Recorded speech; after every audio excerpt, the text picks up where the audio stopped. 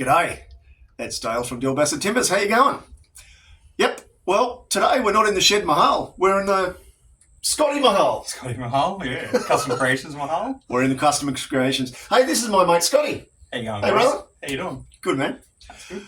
I've come for a wee visit and we've just been playing, so we thought we might have a bit of a chat about tools. Yeah. Because we both like our tools. We do. But the other thing is, though, that when we go and buy something, we don't normally use it just straight off the rack. No.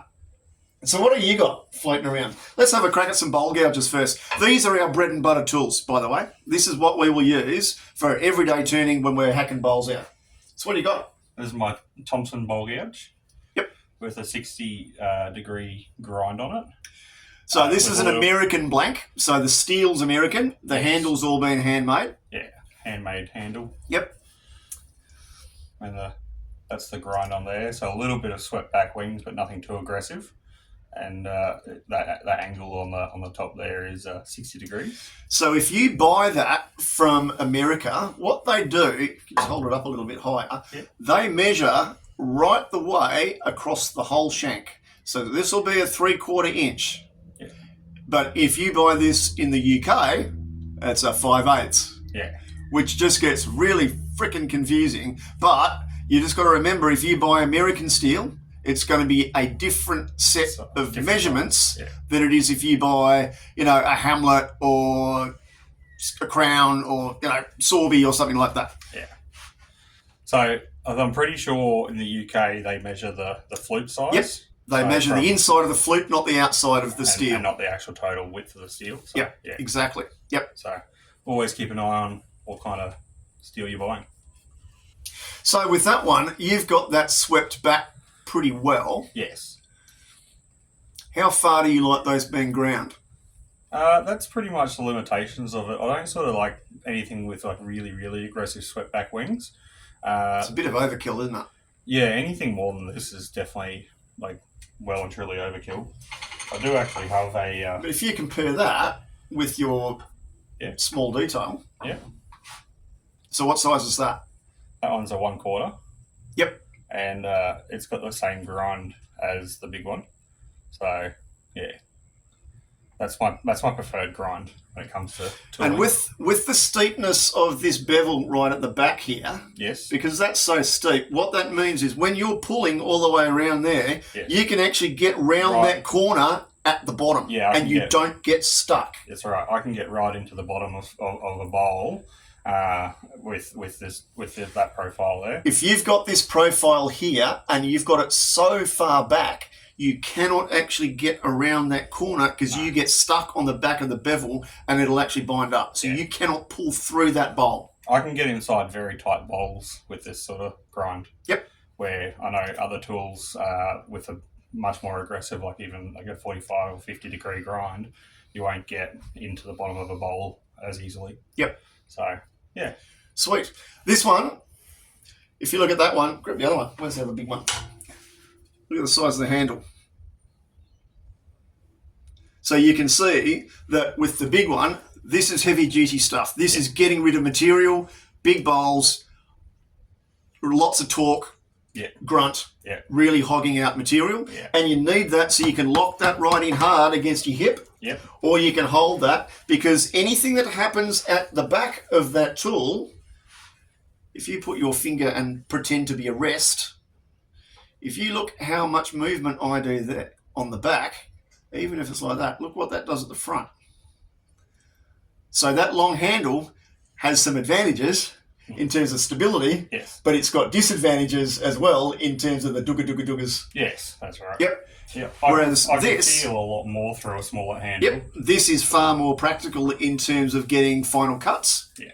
And having nice feel. But you can use... I end up using these things for spindle work too. Shh, don't tell those people at the tool shops. They don't need to know. Spindle work, I've got one for that. You got one for that? Oh, look at this. Hey, have a crack at it. This is a homemade jobby.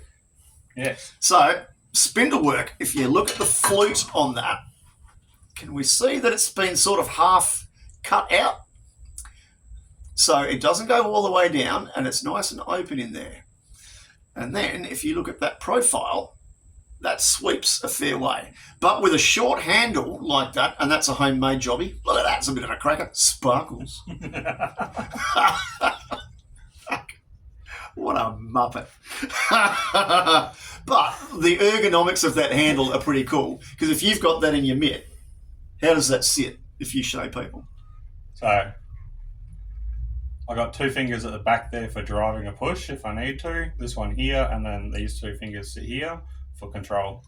So effectively, you can use this tool one-handed. You don't need front-hand support on this if you've got good tool control. Yeah. And you're sitting on that bevel. So it's actually a really practical handle, and in shape and design, because I can actually use this and actually get detailed control from that handle, and it doesn't need to be a handle that's this long for a spindle gouge. Because otherwise, if you're trying to turn like that, if you've got a really big handle, the amount of pull that you've got to make, if you've got a short handle, you're only doing this sort of stuff. So you've got a lot more control.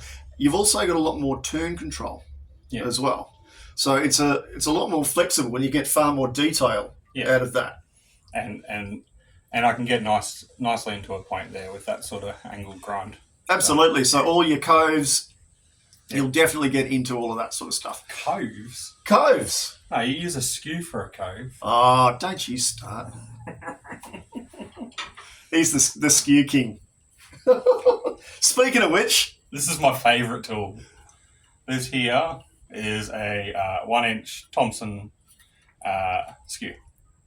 And this is by far my favourite tool, my most used tool in the shop, unless I'm doing bowls and it's a bowl gouge. But for anything spindle work, this skew does all the work. For beads and coves. We lost our light. Oh, party lighting. Oh! There we go. Sorry about that, guys. Yes. This is definitely my favourite tool. So I use this for roughing and pretty much anything and everything. So, and don't be scared about a skew. No. So long as you've got support underneath the cut. This thing's got massive big bevels. I've actually got like a secondary bevel on it as well. So I can do the finest micro cuts where the tiniest little bits of fibres are actually flying off with this giant tool. So where's your cutting point on that? So if you've got that sitting on the rest, where's your cutting point? The cutting point is like bottom third. Bottom third of the tool here. So you can actually see if the light wants to actually play the game and stay on. Don't you love technology? Sorry, guys.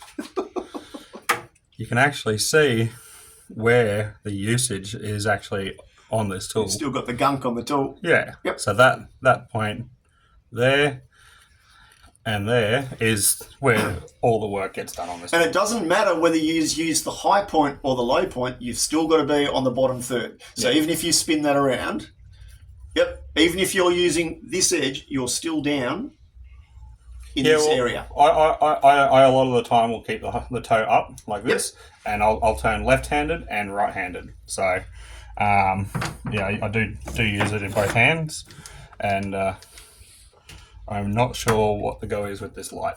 All right, but yeah, I do actually use it left-handed, so hence why, the material here, and then right-handed, hence the material here. Yep. So, yes.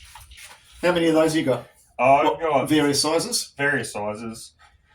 This one I use for majority of the work, and then I pull out the other ones when this one's starting to get a bit dull before I touch them up. So I only have the other ones really for lack of sharpening until sharpen all three at the same time. So now every tool that we've talked about here are all slicing tools. They're all cutting tools. Yes. They're not scraping tools. Yes. And we're not necessarily the hugest fan of scraping tools, because scraping tools tear the fibres. Slicing cutting tools slice across the fibres. And that way you get a nice cleaner cut. And you know what that ends up with? Less frickin' sanding. Yep. Cool. What else have you got in the tool chest? This is one of my favourite tools. I don't reckon most people will have actually seen one of these. So this here is called, I bet you are all thinking a parting tool, but you're wrong. It's a bedan. It's a dovetail bedan, and it is not used for parting. This is a cutting tool, and it's a beveling tool. You use the bevel. Yes, so you can ride this bevel here, and you make cuts with these corners here, and you can do beads and coves and all kinds of stuff. But the other thing is, you can actually use that top side. You can use that as a bevel as well. Yeah, you can definitely. Yeah, you can whatever is a flat surface against a cutting point, you can ride. You can definitely run that down and use that as a bevel like Absolutely. that. I'll use this tool in all different directions, but a lot of the time I'll actually use it in this way and come in and do cuts with the corners of that. I mean, if that was mine, I'd actually just be rounding a little tiny few of those edges off, but that's just a personal thing. Yep. But that's a really, really unusual tool that's not used very often. This one's a fairly commercial brand. Hang on, it's upside down, but you know what it is. Not many people actually know how to use this and use it safely, but it's a really, really effective tool. Hang on, Scotty's just giving a bit of a demo of what you can do with it. This tiny little thing here. Focus. Come on.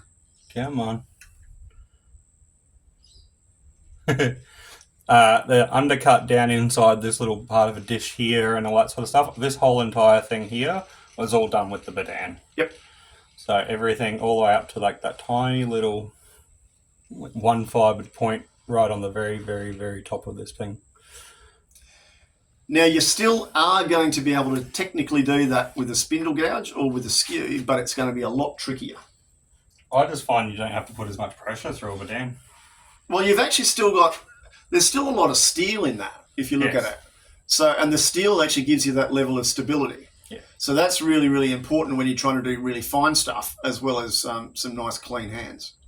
But yeah, and again, there is no way that you'd be able to sand that. No.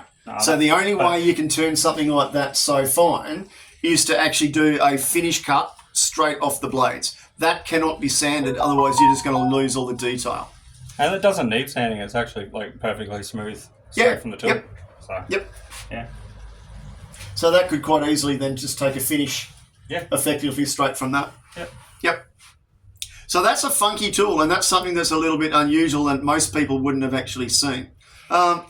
If we get a chance and we feel the mojo, we might actually chuck a bit of timber on it or whatever and give a little bit of a quick demo. So what are we doing, Scotty? We're going to turn this piece of rock maple round with the skew.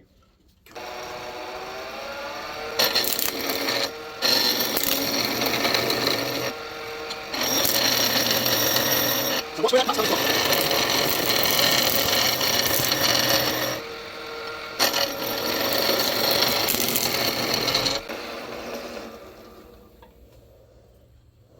So there we go. Now we're round. Now that's pretty quick. Yeah, it's pretty quick. I could have done it a bit quicker, but I'm also getting a lot of tear out on this grain, which is fine. It's kind of normal. I'm only roughing it, so I'm not trying to make it all perfectly pretty. Otherwise, I'd be doing more gentle cuts like this.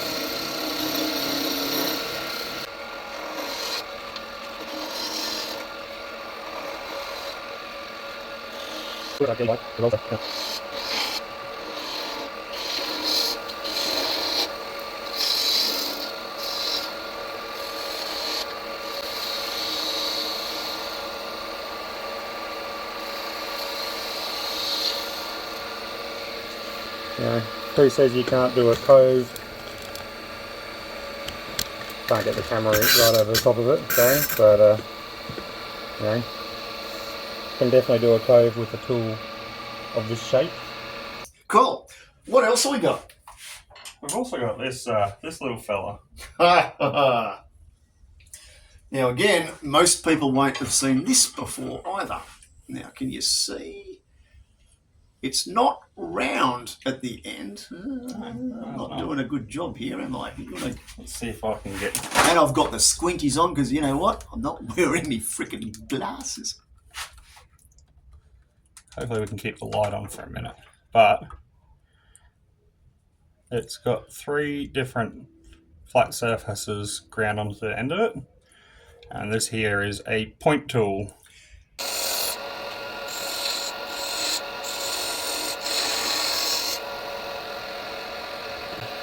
See, that's the shavings from the point tool. So. Now, you don't use a point tool to plunge. No. Ever. You use a point tool to cut. Yeah. Yeah. It's basically like a 3-sided skew. Yeah. And all of those edges are slicing edges. Yeah, they're actually sharp. Yep. Yeah. And the flat part is the actual bevel. Yeah. So you can sit there and you can work that. So again, you can do beads, coves, all sorts of fancy doodad with something like that. Yeah. Yep. It's just another thing that's in the tool rack. I mean, I don't have one of those at home. I don't necessarily. I can cut nice little recesses into things for like lids, box lids and stuff like that as well. So, yep. Yeah. No, absolutely. Cut. It's a cutting tool. Yes. These are not tearing tools. It's not like what a parting tool does. And a parting tool tears. Yes. Whichever way you look at it. And that's why if you part off a bit of timber like that, you will see torn grain on either side of that cut because it's ripping fibres. It's not actually slicing fibres. Yeah. Where these tools, all of these 6 tools that we've talked about, are all cutting tools and they slice fibres. Yep. Yep. Cool. Yeah. All right. Awesome. Well, thus ends the gospel according to Dale and Scotty. Oh, by the way, Scotty's the dude who makes custom grit. You know that stuff that I use all the time? Go and get some, boy. Free promo. Jeez. All right. Yes, sir. God. Bring the horse to water. Holy moly. Tell you what, it's hard to get good help these days, isn't it? Fair dinkum. How's the form? So Let's say you know it's none of this was scripted. So this is step 1 and this is step 2. And it's a 2-stage process. It's an abrasive finish. And these are actually the ones I actually use. So yep. Like you know, it's not just a new tin that I grabbed from the shelf. It's actually a product I use. So I use lots and lots of step 2. I don't use as much of step 1, but step 1 is a very, very valid part of the process, particularly if you're resinizing. That's a very valid part of it. Scotty and I also in the process of, see, he's got to just show off. Swearage. I'll have to bleep that one, won't I? But yeah, so that's the finish that you get off the grits. And I use that a lot with a lot of my stuff. So yeah, I'll use that for a lot of my bowls. Most of my turn work, I'll do that. Sometimes I'll use a burnishing oil and a few other waxy bits and pieces, but predominantly I do use lots of grit. Scotty and I have been trialling a sequence squirrel stuff. I got onto Scotty about, how long ago? 12 months? 18 months? Oh, yeah, nearly 2 years ago. Yeah. Oh, wow. And 18 months ago at least. Yeah. And said, I've got a need for this. And I explained what I needed it for, and he's gone, right, I will put my little chemistry hat on. And yes, he's created something that's pretty cool and pretty funky, and I've been trialling it as well as a few other people for 18 months or so now. Yeah. I really like it, and hopefully it's going to come to market soon. Working on it. Yeah. So, yeah. But that'll be really cool. And yes, it is a bit of a gratuitous plug for the big fella, but whatever. Thanks. I might get some free shit out of it. Shh. Don't tell his missus. Door's closed, she can't hear. Fine. Anyway, guys, we've just been playing for the last day or so and mucking about and talking timber, and there'll be some other content that'll be coming out also in the next week or two about some of our other shenanigans that we've been doing in the last day or so, and some other people we've been yakking to and visiting, and there might be a little parcel or two that might be ending up on my front doorstep of 40 or 50 or 60 kilos worth of stuff. Fun stuff. Alrighty, we'll talk to you next time. All right, next time.